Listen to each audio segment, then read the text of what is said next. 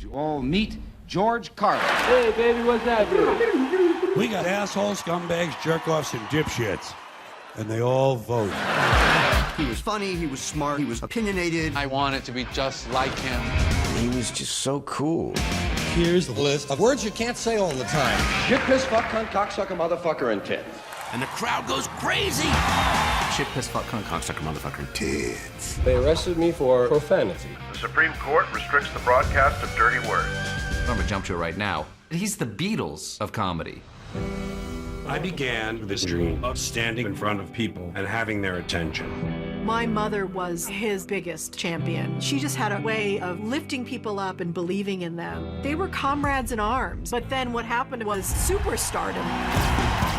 My mom was alone all the time. She's feeling left behind, and now the drugs are there. And that really did undermine everything in our family. I did as much cocaine as there was in the immediate three-county area at that time. He had collapsed in on himself. My career began to wane. I had to find my voice. In 1988, we were gonna go do the show to laugh at him because he was this older comic, and Carlin came out with like a howitzer. Now they're thinking about banning toy guns, and they're gonna keep the fucking real ones! He didn't want to be that George Carlin anymore. He wanted to be a different George Carlin. What I really was a rebel. Can't educate our young people, can't get health care to our old people, but we can bomb the shit out of your country, all right? Stand-up's the hardest thing. He did the hardest thing for the longest time.